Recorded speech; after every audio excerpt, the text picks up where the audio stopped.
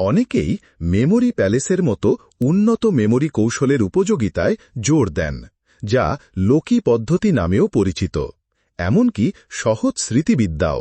কিন্তু একজন ছাত্র হিসাবে আপনি আসলে কিভাবে এগুলো ব্যবহার করেন? আমি আপনাকে দেখাবো কিভাবে। কি হচ্ছে বন্ধুরা, আমি যে সম্পূর্ণ নতুন মেডিকেল স্টুডেন্ট বিডি থেকে এই মেমোরি কৌশলগুলি কিভাবে ব্যবহার করবেন তা সিদ্ধান্ত নেওয়া আসলে আপনি কি ধরনের তথ্য শিখছেন তার উপর নির্ভর করে। মেডিকেল স্কুলের পূর্বশর্তগুলি ছাড়াও আপনি কলেজে যে তথ্য শিখছেন তা আপনার মেজরের ওপর নির্ভর করে অনেক পরিবর্তিত হয়।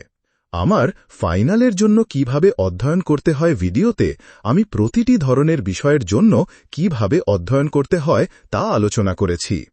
তবে যখন আপনি মেডিকেল স্কুলে পড়বেন তখন জটিল গণিতের ধারণা, পদার্থবিদ্যা এবং অর্গানিক কেমিস্ট্রি সবকিছুই বাইরে চলে যাবে। মেডিকেল স্কুল প্রায় সম্পূর্ণরূপে মুখস্থ করার পদ্ধতি, কিন্তু আপনি কলেজে বা মেডিকেল স্কুলে যাই পড়েন না কেন নির্দিষ্ট ধরনের তথ্যের জন্য লোকি এবং স্মৃতিবিদ্যা পদ্ধতি থেকে উপকৃত হবেন। আমার মুখস্থ করার ক্ষমতা অবশ্যই আমার শক্তি নয়। যখন এমন তথ্য পাই যা আমাকে মুখস্থ করতে হয় তখন আমি 3টি পদ্ধতির একটি ব্যবহার করি। প্রথমটি আংকি ব্যবহার করে স্পেসড রেপিটিশন, দ্বিতীয়টি স্মৃতিবিদ্যা নিমোনিক্স, তৃতীয়টি উন্নত কৌশল লোকি পদ্ধতি বা মেমোরি প্যালেস। প্রথমেই ফ্ল্যাশ কার্ড তৈরি করা। তোমরা সবাই জানো আমি তথ্য দক্ষতার সাথে মুখস্থ করার জন্য আংকির একজন বড় ভক্ত। বেশিরভাগ তথ্য আমি আংকিতেই রাখি, হয় ক্লোজ ডিলিটেশন, সাধারণ কার্ড বা ইমেজ অক্লুশন ইত্যাদি। এগুলো দ্রুত তৈরি করা যায়, দ্রুত রিভিউ করা যায় এবং সহজ ধারণার জন্য এগুলো সেরা। তথ্য মুখস্থ করার জন্য এটি আপনার প্রাথমিক পদ্ধতি হওয়া উচিত। এরপর নেমোনিক্স। এগুলো তৈরি করতে একটু বেশি সময় লাগে, কিন্তু অ্যানাটমি বা তালিকার মতো জিনিসের জন্য এগুলো আরও ভালোভাবে ধরে রাখা ও মনে করার সুযোগ দেয়। উদাহরণ, বাহ্যিক ক্যারোটিড ধমনীর শাখাগুলি মুখস্থ করতে স্মৃতিবিদ্যা হতে পারে আপনার সেরা বিকল্প। ওষুধের একটি গ্রুপ মুখস্থ করার ক্ষেত্রেও একই কথা প্রযোজ্য। এখন আপনি চাইবেন স্মৃতিবিদ্যা যেন স্মরণীয় হয়, আপনার জন্য অর্থবহ হয় এবং এটি ব্যক্তিভেদে আলাদা। তাই প্রায়শই আপনাকে নিজের জন্য স্মৃতিবিদ্যা বানাতে হবে। আমি দেখেছি কিছুটা অশ্লীল বা বেমানান জিনিস আরও সহজে মনে থাকে।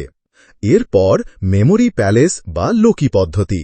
যারা জানেন না তাদের জন্য বলি, এটি হলো এমন একটি পদ্ধতি যেখানে শেখার তথ্যকে পরিচিত স্থানগুলোর ভিজুয়ালাইজেশনের সাথে যুক্ত করা হয়। এতে আপনি স্থানিক স্মৃতির সুবিধা নিচ্ছেন। আপনি একটি পরিচিত রুট ধরে যান এবং প্রতিটি স্থানে এক একটি তথ্যের ছবি কল্পনা করেন।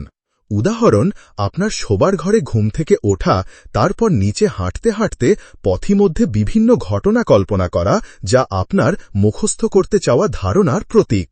যত বেশি অদ্ভুত, হাস্যকর বা অস্বাভাবিক হবে তত বেশি মনে থাকবে। এটাই পেশাদাররা স্মৃতি প্রতিযোগিতায় ব্যবহার করে। আমি সাধারণত মেমোরি প্যালেস ব্যবহার করি, যে ধারণা ফ্ল্যাশ কার্ড বা স্মৃতিবিদ্যা দিয়ে ভালোভাবে মনে রাখা যায় না। কারণ মেমোরি প্যালেস বানাতে সময় বেশি লাগে, কিন্তু এটি সবচেয়ে শক্তিশালী পদ্ধতিও। একটা মধ্যবর্তী পদ্ধতি যা আমার পছন্দ, ছোট গল্প তৈরি করা যা কখনো স্থানভিত্তিক হয়, কখনো হয় না। উদাহরণ, ট্যামক্সিফেনের পার্শ্ব প্রতিক্রিয়া মনে রাখতে আমি আমার বোনের বোন ট্যামিকে কল্পনা করেছিলাম। তার সাথে মজার বা অদ্ভুত ঘটনা কল্পনা করেছিলাম, যার প্রতিটি একটি করে পার্শ্ব প্রতিক্রিয়া। বছর পরেও আমি এগুলো মনে রেখেছি।